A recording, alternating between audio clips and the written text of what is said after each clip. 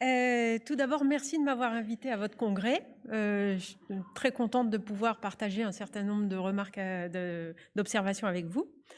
Mais avant de rentrer dans le vif du sujet, ce que je vous propose, c'est de vous dire 2 mots de l'Institut des mamans, parce que vous devez vous demander qui donc je suis et qui donc est l'Institut des mamans. Donc nous sommes un institut d'études et de sondage, un peu comme peut l'être le Ipsos ou la Sofres, sauf qu'on a une particularité, c'est qu'on est dédié à la cible des familles. On étudie les familles, donc les mamans, les enfants, les parents, etc. Et puis notre autre spécificité, c'est qu'on travaille beaucoup sur le web et on écoute le web notamment depuis les années 2000. En particulier pour suivre et comprendre les comportements et attitudes en matière de santé, et notamment en matière de vaccination. On fait l'étude vaccinoscopie depuis bientôt une dizaine d'années, et ce qui explique que vous verrez un certain nombre d'exemples sur la vaccination. Donc justement, pour mener à bien ce type d'études, on a des plateformes qui nous, comme celle que vous voyez à l'écran, qui nous permettent de suivre tout ce qui se dit sur un sujet donné. Donc ici, la vaccination, on voit qu'on a en l'espace de 18 mois 1,3 million de contenus qui parlent de la vaccination. Donc ça permet de suivre ça là dans le temps, de voir quand il y a des pics de contenu, et puis de comprendre pourquoi il y a un pic de contenu en allant voir les contenus et en les analysant. Donc aujourd'hui, je suis là pour vous parler des nouveaux indicateurs offerts par le web. C'est clair qu'on ne pourra pas les passer en revue de manière exhaustive. Donc ce que j'ai choisi, c'est de vous parler de 4 types d'indicateurs qui me paraissent particulièrement intéressants, 4 tendances, qui sont les suivantes: le Quantified Self, la santé 2.0, l'open data et le web listening. Donc tout d'abord le Quantified Self, avec le web, avec l'essor des smartphones, des applis, des objets connectés. En fait, chaque internaute est devenu capable d'observer ce qui se passe dans son corps et de produire des données. Quelques exemples, ici une appli pour pouvoir être à même de mieux gérer son diabète, des couches intelligentes qui permettent de savoir quand est-ce qu'il faut changer la couche, bon ça peut-être que c'est pas, mais également si le bébé est bien hydraté, voire détecter certaines maladies qu'il peut avoir. On a une appli aussi qui nous dit, en fonction de l'endroit où on se trouve, en fonction des caractéristiques de sa peau, s'il faut mettre de la crème solaire, quel type de crème solaire. Enfin, les exemples sont innombrables. On a même cet internaute qui s'est mis sa vie en tableau de bord. Dashboard of my life. Il a tout mis sur des tableaux de bord et ça lui permet de mieux observer ce qui se passe en lui, de tirer des corrélations, des enseignements pour mieux vivre, pour mieux gérer sa santé. Donc on peut se dire ça c'est formidable, et effectivement c'est formidable parce qu'il y a beaucoup d'avantages à ces pratiques. La première, c'est qu'on a accès à une qualité de data qui est excellente dans la mesure où on n'a pas de biais liés au déclaratif puisque c'est automatique, ça collecte tout, c'est exhaustif. On a aussi accès à des indicateurs qui sont très performants parce qu'ils sont en temps réel, parce qu'ils sont personnalisés, parce qu'ils historisent, parce qu'ils socialisent éventuellement. Et on sait que la socialisation, le fait de pouvoir communiquer sur ces indicateurs peut être favoriser l'émulation et l'efficacité. Ils permettent aussi d'autonomiser et de responsabiliser la personne, donc une meilleure santé, une meilleure prévention, une meilleure observance des médicaments. On a plein d'avantages. Mais on a également beaucoup d'inconvénients. Le premier inconvénient, et non le moindre, c'est la fiabilité des outils de mesure, parce qu'en fait, comme c'est un peu la jungle, on a des devices ou des applis qui sont sérieuses, mais on en a aussi beaucoup, et sans doute beaucoup plus, qui sont pas fiables et qui donnent des mesures totalement incorrectes. Donc évidemment, c'est un problème. Problème également de fiabilité dans les diagnostics. Souvent, il y a peu de fondements scientifiques à ces applis ou ces outils, et donc on peut arriver à des choses qui sont totalement erronées. Sans compter que l'internaute peut également faire une mauvaise interprétation de ce qu'il va lire. Et puis, bien sûr, des questionnements en termes de protection de la vie privée, données personnelles, etc. Alors, la deuxième tendance qui nous intéresse, c'est la santé 2.0. Le web a ceci de très intéressant qui permet de créer des communautés parce que c'est très facile d'identifier des gens qui nous ressemblent, alors qui nous ressemblent soit par notre statut, on est parents, ils sont parents et on a plein de choses à dire, à échanger. Là, un exemple, c'est la communauté Magique Maman qui regroupe des millions de parents, c'est la première communauté en France et qui fournit des outils justement pour aider les parents, leur donnant des données, mais également en favorisant les échanges, etc. On a aussi cette communauté Carinity qui fédère des patients qui sont atteints d'une même maladie et qui va organiser des diffusions d'informations, justement des tableaux de bord, des indicateurs et favoriser l'échange entre ces personnes. Bon, elles sont innombrables, j'en ai que 2 parce qu'on n'a pas de temps, mais ce qu'on peut retirer, c'est que ça permet de lutter contre l'isolement, ça permet de partager des expériences, de se soutenir, l'information, ça permet éventuellement plus de transparence, ça permet de faire évoluer les comportements, et puis ça permet aussi de mobiliser, de représenter, de communiquer pour, par exemple, des maladies rares, ça peut être quelque chose de très précieux. Alors ça, c'est le côté positif. Mais on a aussi des inconvénients liés à cette tendance qui sont que ça peut être des facteurs de stress, d'anxiété. Là, je vous mets un exemple de cette jeune fille qui s'est fait vacciner contre le HPV et qui poste tout de suite après sur Twitter qui dit vaccin contre le cancer de l'utérus, tu as 3 jours de douleur au bras, putain, certains savent, et on peut se douter que toutes ses amies qui vont voir ce post seront un peu inquiètes à l'idée de se faire vacciner. Donc, à la limite, c'est anecdotique, mais ça peut être beaucoup plus problématique, et notamment avec des entités telles que Santé, Nature, Innovation, donc a priori un programme assez séduisant, mais en fait Santé et Nature, Innovation va poster des informations qui vont être biaisées, qui vont être éventuellement manipulées, comme cette page où ils présentent les vaccins en disant l'efficacité des vaccins, notamment contre la grippe, est souvent aléatoire et les risques pour les plus jeunes, autisme, dommages cérébraux, cancer, sont souvent dénoncés. Je vais vous expliquer pourquoi. Et ce type d'association est capable de mobiliser un grand nombre de gens, comme le montre la pétition du professeur Joyeux, qui a réussi à faire signer sa pétition par plus d'1 million de personnes. Tendance numéro 3, l'open data. Donc le web a ceci de formidable, que c'est un réceptacle à data dans lequel tout le monde peut contribuer. Et dans lequel tout le monde peut aussi piocher pour vous l'avez cité tout à l'heure, récupérer des datas et en faire quelque chose, les améliorer et innover, etc. 2 exemples, l'initiative du Premier ministre, en fait, qui a créé ce portail qui s'appelle data.gouv.fr, qui incite à partager, enfin d'abord qui donne accès à un grand nombre de données publiques, qui incite à les partager, à les améliorer et à revenir donner ces améliorations. Et là, vous avez dernière réutilisation, meilleure réutilisation qui montre comment on peut aller plus loin simplement en mixant les datas et en les analysant. Donc ça, c'est des initiatives qui sont très intéressantes, qui sont créatrices de catalyseurs d'innovation. Également, autre exemple, ce portail de pharmacovigilance, en fait, qui incite les internautes à aller répertorier les effets secondaires dont ils ont pu être victimes. Là aussi, ça peut permettre d'identifier des choses tôt. Ou cette initiative de HealthMap et en particulier sur la grippe, mais ils ont fait ça sur différentes maladies.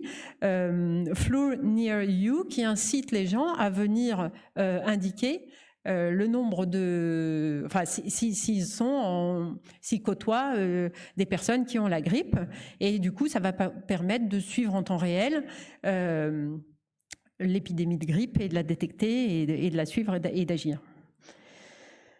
Alors, ça, c'est le côté positif. Encore une fois, le revers de la médaille, on est également, comme la data est disponible, elle est aussi disponible pour être manipulée.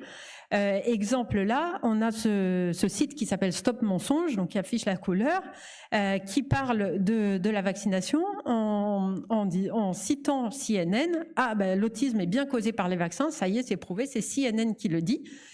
Là où c'est pervers, c'est qu'il pointe vers un lien qui est effectivement sur CNN, Mais je ne sais pas si vous arrivez à le voir, en haut, au-dessus de l'image, là, il y a marqué « Not verified by CNN ». Et du coup, en fait, quand on lit ça et qu'on ne se méfie pas, on peut vraiment s'interroger sur le fait de, bah oui, finalement, l'autisme est bien créé par les vaccins, et ça a eu énormément de portée, puisqu'on voit que ça a été vu plus de 700 000 fois et partagé plus de 200 000 fois. Dernière tendance, le web listening. Alors le web listening, c'est quelque chose de passionnant parce qu'en fait, le web a ceci de particulier qu'il historise tout ce que vous faites, donc à la fois vos recherches sur Google ou sur d'autres moteurs de recherche, si vous prenez la parole, etc. Et donc, on peut accéder à ces datas pour en tirer des enseignements. Et pareil, les utilisations sont innombrables, mais là, par exemple, pour les épidémies, c'est très intéressant. Alors, on étudie ça depuis longtemps, il y a eu énormément d'initiatives, pas toutes couronnées de succès, hein, c'est clair que c'est encore un work in progress, enfin, on n'y est pas encore forcément, mais c'est extrêmement prometteur. Et par exemple, en recensant simplement toutes les requêtes sur Internet, les requêtes sur Google, en les géolocalisant, on est capable de voir, en l'occurrence là dans l'exemple, c'est Ebola, dans quelle mesure Ebola se propageait. Et c'est particulièrement précieux parce que c'est en temps réel. C'est particulièrement précieux dans les zones qui sont pas développées sanitairement. Et puis, ça permet d'agir très vite. Donc ça, ce sont des méthodologies qui sont très prometteuses.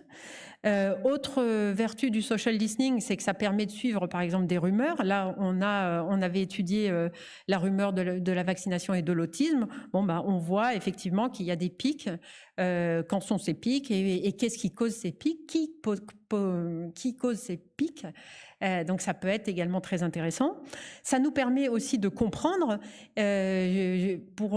Comme exemple, en fait, on avait cherché à comprendre. On avait étudié la vaccination pendant la grossesse et on était allé pour cela voir les forums anglais en Angleterre où la vaccination pendant la grossesse contre la coqueluche est recommandée.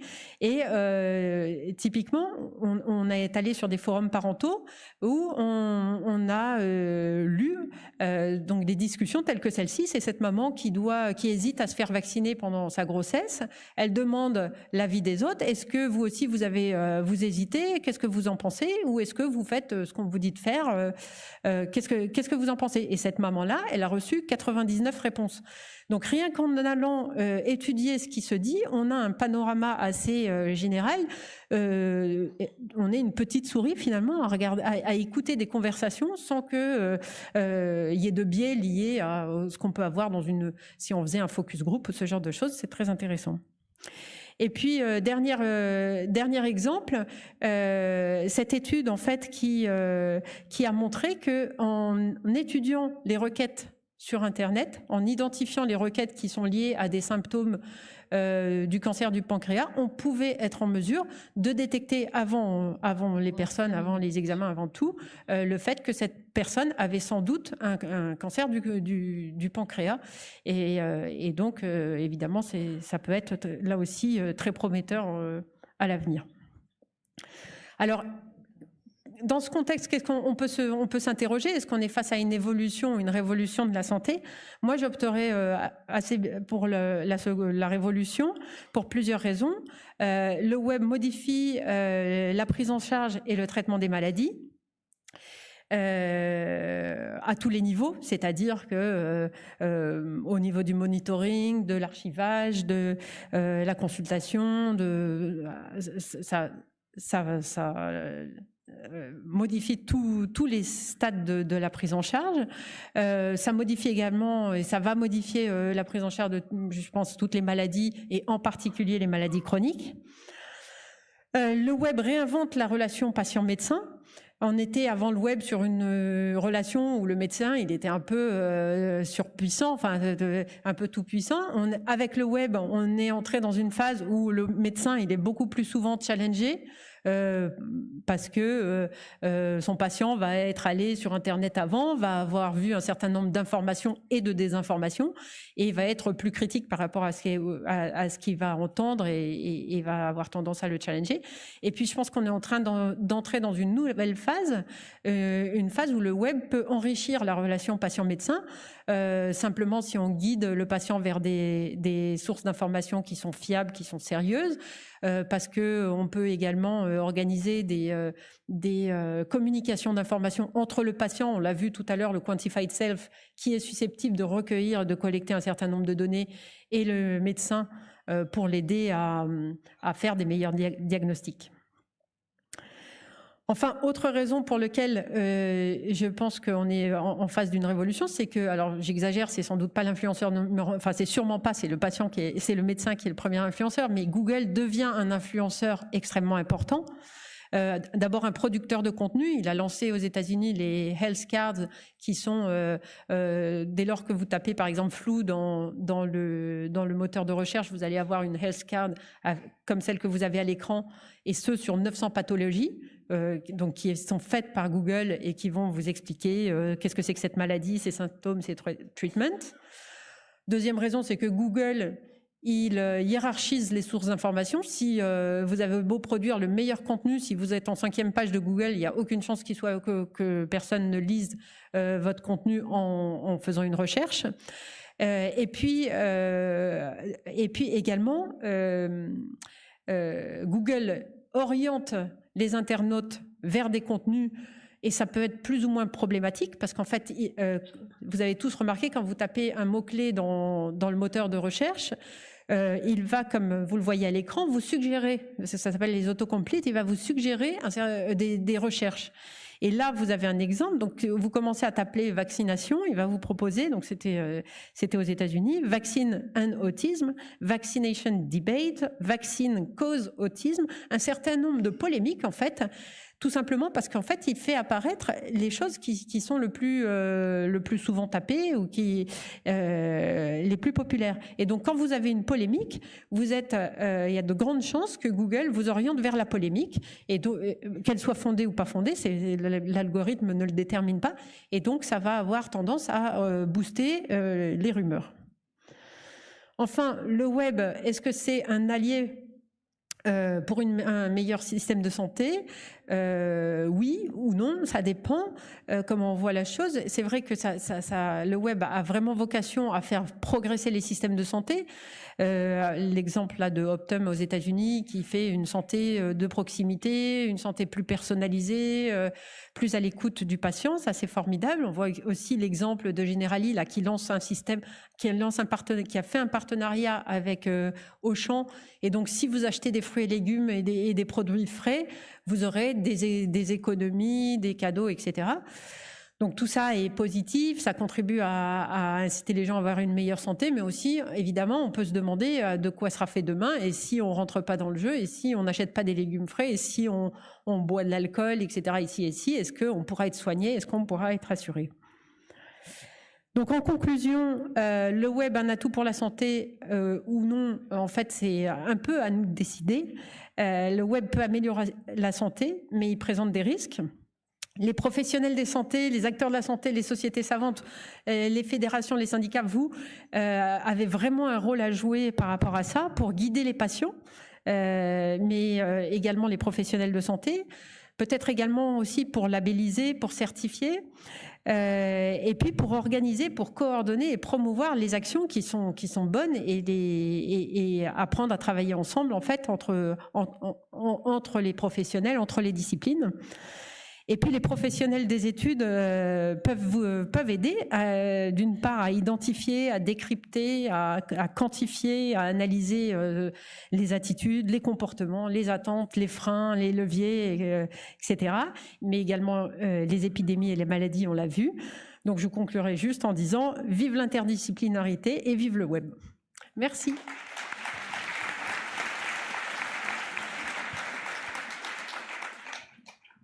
Merci beaucoup. J'imagine que ces deux présentations vont ouvrir des débats importants. On a senti de temps en temps quelques remous dans la salle à certaines diapositives. Donc, bien entendu, les deux communications sont ouvertes à discussion.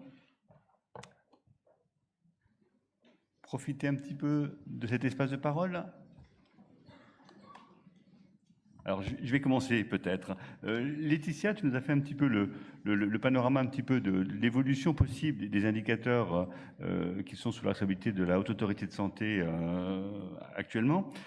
J'ai été surpris de voir un petit peu dans le débat une proposition du groupe que Philippe Michel animait de suppression de l'indicateur IKBMR, et on voit bien une logique qu'il y a derrière. Et on ne voit pas beaucoup de choses qui s'intéressent à une des priorités quand même du PROPIA. C'est une des priorités qui a été évoquée ce matin en plénière, qui est l'antibiorésistance. Comment vous voyez les choses à l'HAS autour de ce thème de l'antibiorésistance? Alors, ce que je n'ai pas détaillé, c'est comment on va utiliser les résultats du groupe de travail donc de Philippe Michel dans le cadre de nos groupes de travail. Donc, en fait, on donne les conclusions, bien sûr, beaucoup plus détaillées que ce que je vous ai fait là avec tout l'argumentaire. Et puis, le groupe de travail discute autour de ces conclusions, se dit on est d'accord, on n'est pas d'accord. Évidemment, il y a des arguments pour, notamment sur IKBMR, un des résultats qui, je pense, a largement influé sur la décision du groupe, c'est que 93% des établissements de santé sont en classe A et B sur IKBMR. Donc, attendre une forte progression, on voit bien qu'on a atteint un palier et qu'il faut proposer autre chose. En termes d'antibiorésistance, c'est un sujet sur lequel le groupe a déjà commencé à plancher. On est soumis à des problèmes de ressources comme tout le monde à la HAS, et donc on a la chance en fait d'avoir en stage une hygiéniste qui vient là à mi-temps et qui travaille sur le sujet de la pertinence de l'antibiothérapie. Et c'est ce qu'on a commencé à regarder avec le groupe. Et on voit bien que, alors on a commencé à regarder bien sûr la littérature, tout ça est en cours, je ne peux pas vous en dire beaucoup plus aujourd'hui. En tout cas, on voit bien que le sujet de l'antibiotique, on va y aller, mais peut-être justement beaucoup plus sur les pratiques et beaucoup plus, pas que seulement sur l'organisation. Et l'idée serait, en tout cas sur l'antibiorésistance, on le sait bien, d'aller sur les traitements de plus de 7 jours, regarder la justification des traitements de plus de 7 jours. On essaye en même temps d'aller sur l'ouverture sur la ville, parce que c'est ce qui nous intéresse aussi, et qu'on a une forte pression pour dire il y a des indicateurs en établissement de santé sur les infections associées aux soins, mais il faut aussi aller sur la ville, et du coup c'est un sujet évidemment qui touche la ville. Donc je ne sais pas exactement à quoi on va aboutir, parce que là, il faut laisser le temps un petit peu d'avancer sur ce sujet-là, mais clairement dans les priorités, antibiotiques, oui, on va proposer quelque chose sur l'antibiorésistance, ça sera sûrement pas IKBMR, et on va garder, évidemment, le groupe s'est largement proposé, s'est prononcé sur, de toutes les manières, il faut garder quelque chose sur l'hygiène des mains. Donc pour l'instant, on garde IKCHA, mais vous avez vu, j'ai ouvert un débat qui n'a pas encore été abordé avec le groupe de travail, mais pourquoi ne pas interroger les patients sur l'hygiène des mains et autre chose, hein, voilà. Mais non, bien sûr, c'est un sujet que le groupe va traiter. Des questions, des commentaires dans la salle? Une question devant?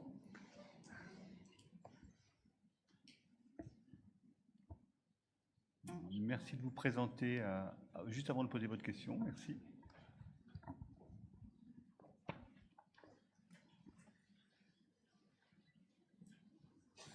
Merci. Véronique Blanc, hôpital d'Antibes. Donc c'est une question un petit peu pour les deux oratrices finalement.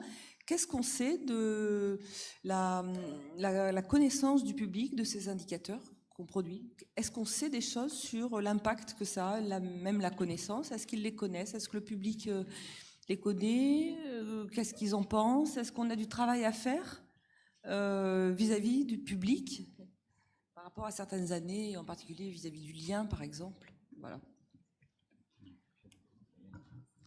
Alors, je vais donc répondre pour Scope Santé, qui est la chose que je connais le mieux sur, en tout cas, ce qu'on a essayé de faire à la HAS, hein, puisque Scope Santé est géré par la HAS. Donc, c'est un site normalement qui est dédié pour informer le plus grand monde possible et qui était plutôt visé normalement pour informer les usagers et les patients. C'est pas mal consulté. Alors, je vais pas vous donner, j'ai pas les chiffres en tête, c'est pas mal consulté. Maintenant, la façon dont ils les utilisent pour, par exemple, orienter leur prise en charge, on sait bien que pour l'instant, ce qui marche le mieux, c'est quand même le bouche à oreille et les relations et le réseau, j'allais dire. Donc, ça contribue probablement à l'information. En tout cas, un des reproches qui nous est fait, c'est que l'information est encore trop technique pour eux. Et donc, il faut qu'on aille vers de la simplification. Il y a déjà une première digestion dans Scope Santé, c'est pas aussi détaillé que ce que vous avez, vous, dans les établissements de santé. Il y a une première digestion. Clairement, l'indicateur de satisfaction des patients, ils veulent plus. Ils veulent aller encore plus vers ça. Donc, plus on aura, à mon avis, une information accessible pour eux, mais en même temps, dès qu'on fait trop simple, ils disent généralement, les patients, les usagers disent c'est trop simple, non, on veut quand même du détail. Voilà, donc il faut qu'on trouve la façon. Moi, je dirais que ça contribue, mais évidemment, c'est un petit... Il y a sûrement énormément de choses encore à faire dessus. Ça part. Moi, il me semble que bon, c'est difficile, c'est une question difficile de répondre. On ne peut pas donner de taux ou quoi, mais en matière de santé, c'est clair que l'indicateur numéro 1, je dirais, c'est le médecin de très très loin pour les patients, et le web n'a pas changé ça. Après, moi, je dirais que certes, c'est pas le seul indicateur, et on l'a vu, ils vont voir ailleurs. Est-ce qu'ils vont voir est-ce qu'ils consultent ces indicateurs? Je pense que la règle, c'est vraiment, ils vont les consulter si leur médecin les dirige vers ce type de données, et je suis pas sûre que ça soit le cas. Ils vont les consulter si Google les invite à consulter, et là encore, alors c'est variable, il y a des indicateurs publics qui sont très bien référencés, d'autres moins, mais je pense que ça va dans le bon sens, on progresse. Mais là encore, je pense qu'il y a vraiment une stratégie digitale à mettre en place pour à la fois que ces indicateurs, comme vous le dites, ils soient compréhensibles, mais pas trop simplifiés. Et je pense que de ce point de vue, ce qui est souvent très apprécié, c'est une information à deux niveaux, c'est-à-dire une information assez descriptive, assez simple, assez concise, et puis pour en savoir plus, et là, vous pouvez diriger les personnes qui sont plus inquiètes ou qui ont plus besoin d'avoir une information plus scientifique ou plus complexe, vers des liens qui peuvent être des liens vers des publications scientifiques, etc., qu'on peut être à même de comprendre. Une question devant.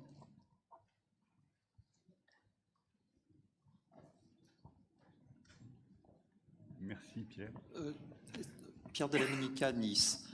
Est-ce que vous pouvez, si possible, commenter sur les patients qui pourraient être des patients traceurs? Parce que vous n'avez pas cité ça dans l'ensemble des indicateurs qui sont possibles, donc qui peuvent rejoindre ce qu'on peut trouver sur le net, mais qui n'est pas du tout structuré. Et je pense par exemple à des associations telles que celles qu'on a aux États-Unis, qui s'appellent Patients Like Me, qui en fait renvoie une image parfois très technique, critique ou positive de vécu dans différents types de pathologies. Alors, on s'éloigne un tout petit peu du champ des indicateurs de qualité et sécurité des soins, mais le sujet des patients traceurs, le sujet tout simplement de l'implication du patient ou de comment faire pour plus les impliquer, que ça soit dans leur prise en charge, dans leur sécurité, dans leur expertise, puisque c'est les plus à même sur leur maladie, c'est les plus experts de leur maladie, etc. C'est une discussion à la HAS qui existe depuis plusieurs années, qui a aussi lieu dans le cadre du programme national sécurité du patient, avec l'implication du patient.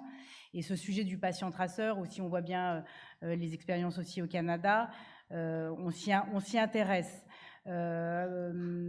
Alors, J'ai un peu de mal à vous prononcer sur la HS, ce que ça pourrait faire. Comme vous le savez peut-être, nous n'avons plus de président depuis quelques semaines et donc elle avait porté ce sujet très largement. Donc peut-être qu'en tant que ministre de la Santé, elle le portera très largement aussi et peut-être que du coup on débloquera les choses. C'est pas un sujet si simple que ça. Il va y avoir en tout cas, il y a des expériences clairement locales qu'on est en train de regarder. On aimerait bien impulser les choses. Voilà, je suis un peu... C'est difficile de vous répondre aujourd'hui plus que ça. Docteur Bensalem Valence, Laetitia, c'est une question pour toi. Est-ce que, je ne sais pas si tu peux me répondre, cette année, pour l'ICHA 2, on nous a demandé d'utiliser les objectifs ICHA 3. Alors moi, personnellement, je n'ai pas bien compris, et je ne suis pas le seul. Est-ce que tu peux nous expliquer pourquoi? Comment on va comparer? Parce que tout à l'heure, dans ta présentation, tu as dit que tous ces indicateurs, c'est aussi pour comparer. L'ICHA 2 avec l'ICHA 2, l'ICHA 3 avec l'ICHA 3. Comment je peux comparer quand j'ai présenté certains résultats? Parce que nous, on le fait par service. Franchement, on passe de A à C. On est en simulation l'ICHA 3. Qu'est-ce qu'on peut dire? Pourquoi? Alors ça fait partie des problèmes, hein. Effectivement, les évolutions des indicateurs, à un moment donné, s'ils évoluent, on ne peut plus les comparer d'une année sur l'autre, et c'est vrai qu'on perd faire cette comparaison dans le temps. Maintenant, ce n'est pas à vous que je vais apprendre que les objectifs qu'on a dans ICHA, je veux dire, c'est quand même pas la mer à boire, loin de là. Et on est on est un certain nombre à vouloir, il me semble, pousser bien au-delà des objectifs qu'on fixe. Donc passer d'un ICHA 2 à un ICHA 3 au niveau des objectifs, hein, juste, assembler pour le groupe de travail, un minimum à faire au niveau de l'évolution de cet indicateur. Maintenant, je suis d'accord avec l'observation qui a été faite, ça va être difficile de se comparer, il faut expliquer les choses. Voilà, faudra expliquer les choses. Je pense que si on veut être un petit peu proactif sur ce sujet-là, on a parlé de l'antibiodérestance, encore de la transmission croisée, même si on sait que sur SARM, heureusement, on commence à maîtriser les choses. Je veux dire, il faut avancer un petit peu sur ce sujet-là, et vraiment, les objectifs personnalisés sont quand même pas très, très hauts.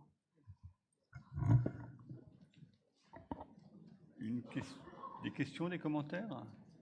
Alors peut-être une question pour Hélène Le Petit. On voit un petit peu que la France est un peu en position particulièrement riche en termes de polémique sur le web. Est-ce qu'on a des éléments qui nous permettent d'éclairer pourquoi les ligues anti-vaccinales sont aussi puissantes sur la France, sur le web en français et sur les utilisateurs français? Et puis la même chose pour, par exemple, les polémiques autour des produits hydroalcooliques, bisphénol A et soluté hydroalcoolique. Est-ce qu'on a des pistes pour essayer de comprendre pourquoi la France se singularise? Je pense qu'on a eu... alors moi, je connais particulièrement la vaccination. Et effectivement, il y a une étude qui est sortie qui montre qu'en France, on est les plus anti-vaccinales. Enfin, il ne faut pas dire anti-vaccinales parce que ce n'est vraiment pas le cas. Et je pense que ça contribue à une fausse image. Mais c'est vrai qu'il y a une étude qui a été faite dans tous les pays et qui montre que la France est le pays où les personnes doutent le plus de la vaccination. Et s'agissant de la vaccination, ça peut s'expliquer par un certain nombre de, je dirais, malchances, de procès qui ont été intentés, de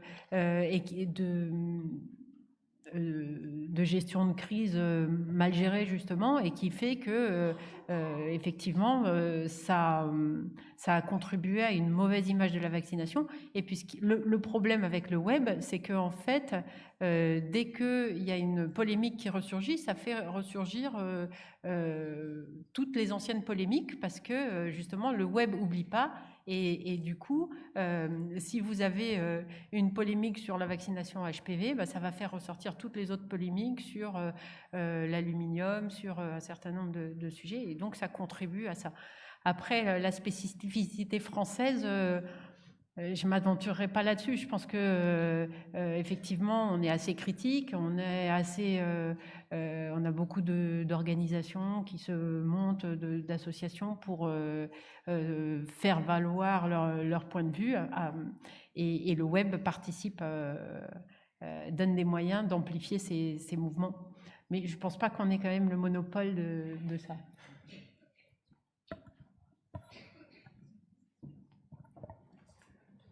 Une question, oui.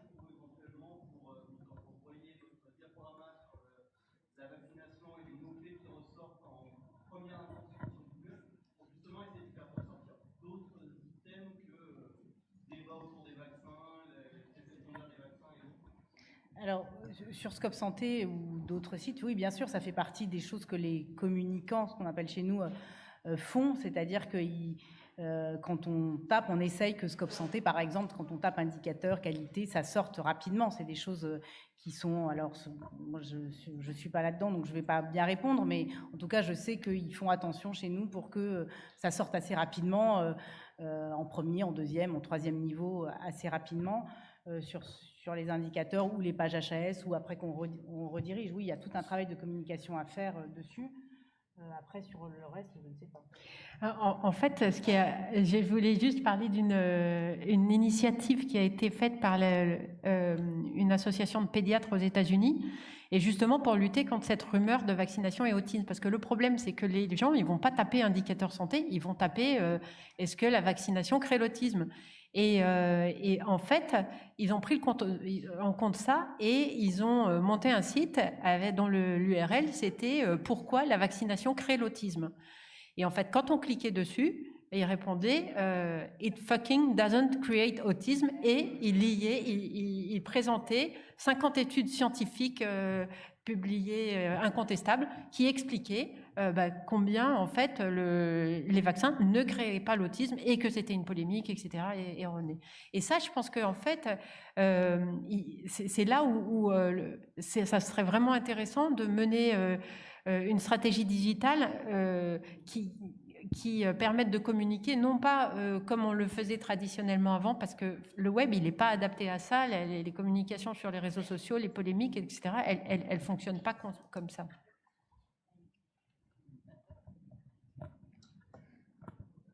On a encore un petit peu de temps pour des questions. Profitez de la parole. Alors, je posais une question à Laetitia. On a vu un petit peu quand même la multiplicité des indicateurs ces dernières années. Quand on regarde un petit peu l'affichage légal qu'il faut faire des différents indicateurs, on est aujourd'hui à, nous, 3 pages les unes à côté des autres. On sait que les usagers ont du mal à s'y retrouver dans une multitude d'indicateurs. Quelle est la réflexion que vous avez actuellement pour essayer de simplifier les choses ? Alors, sur la multitude d'indicateurs, d'abord, on est sur les orientations que la HAS continueront à porter, là, quoi qu'il se passe là, dans les mois à venir. C'est d'essayer d'être plus proche vraiment de la pratique des professionnels, d'être plus, non seulement pour les professionnels, mais aussi pour les usagers. Par exemple, alors c'est un thème peut-être que vous ne connaissez pas bien dans le cadre de la pratique sur l'hygiène hospitalière, mais avant, on avait un indicateur sur la tenue du dossier patient. Certes, c'est intéressant, mais c'est quand même pas très informatif. Par contre, aller regarder là-dedans, s'intéresser à la douleur ou la dénutrition, tout de suite, ça parle plus. Et donc, on va aller vers plutôt des thématiques et des sujets qui parlent plus ou aux professionnels ou aux patients et qu'on peut après afficher aussi plus simplement dans Scope Santé. Il y a une stratégie que pour l'instant on ne déroule pas. Moi j'essaie de la porter un petit peu, mais c'est assez compliqué et derrière ça dépend aussi des moyens qu'on peut mettre. Mais je vous ai exprès un petit peu proposé la première diapositive sur l'usage des différents d'indicateurs avec les différents usages qu'on en fait. Alors d'abord parce qu'il y a différents usages et tant mieux. On est un peu bloqué quand on veut arrêter quelque chose parce que c'est tellement utilisé que du coup la première chose qu'on nous rétorque, c'est « Ah ben non, vous ne pouvez pas l'utiliser si vous ne le remplacez pas, puisque comment on fait pour informer ou pour aller voir sur la certification ou dans les contrats ou sur la diffusion publique ?» Donc déjà, on est à cheval un peu entre les deux. Mais moi, j'aimerais bien qu'on se repose la question, vu ces différents objectifs qu'on a. Je vous rappelle, pilotage de l'amélioration de la qualité par les établissements de santé, les professionnels, transparence et puis régulation. Est-ce qu'il ne faut pas qu'on fasse des choses différentes pour informer les patients d'une part et pour améliorer les pratiques d'autre part. C'est qu'une question, je pense, qu'il faudrait qu'on se repose.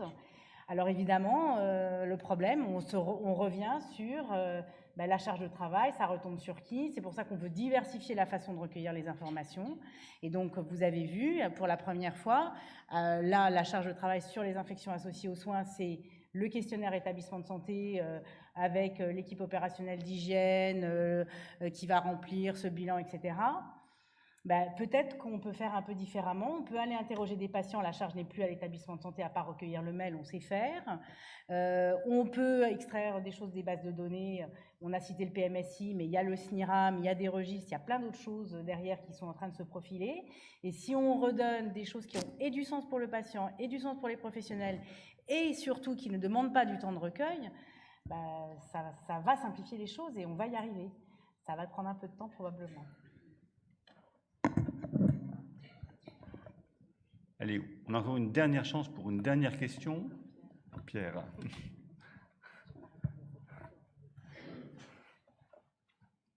Alors, une dernière question, oui. Alors, c'est une question, en fait, sur les aspects culturels. Alors, je prends l'exemple des antibiotiques. L'antibiotique, c'est un antibiotique pour tuer des bactéries, mais ça a aussi une valeur culturelle pour beaucoup de Français, ce qui explique peut-être la situation de la France par rapport à beaucoup de pays d'Europe, notamment en ville, où on reste toujours les champions du monde.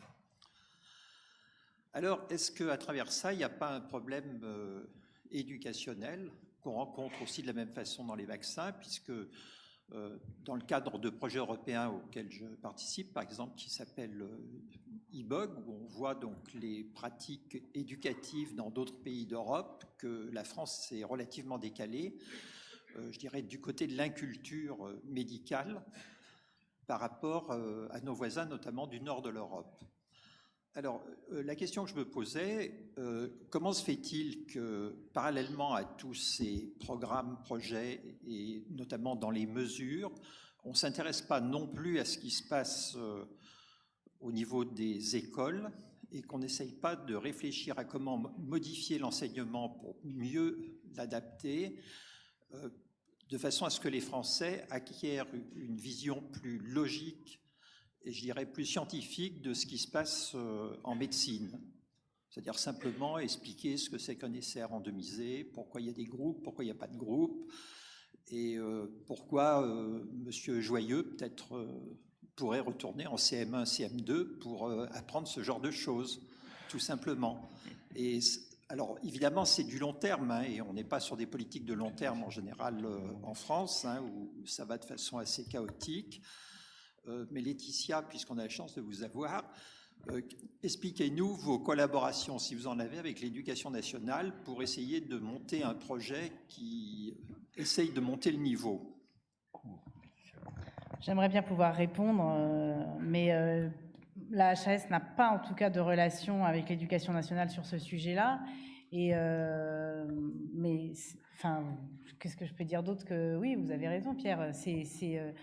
On le voit déjà rien qu'en formation initiale. Déjà, on essaye de construire un peu de relation avec la formation initiale et l'enseignement donc des professionnels de santé sur la formation initiale. Et généralement, la HAS se reprend, c'est pas votre champ, allez jouer ailleurs. Donc, on peut aller un petit peu sur la formation continue, mais sûrement pas sur la formation initiale. Alors, sur l'enseignement, je pense que je vais avoir du mal à répondre à la question. Mais oui, c'est un vrai sujet éducationnel et qui prendra du temps. Il faudrait...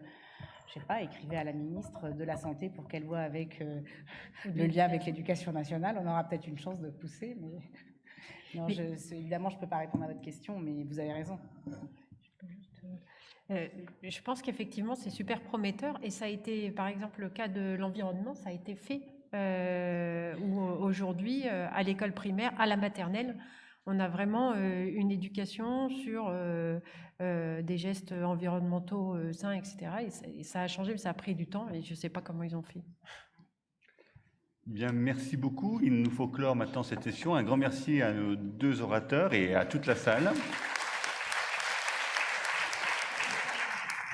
il y a des pistes de réflexion. On a ouvert plus de portes qu'on a répondu. On voit qu'on est à la croisée des chemins, donc soyons vigilants et attentifs à ce qui va se passer demain.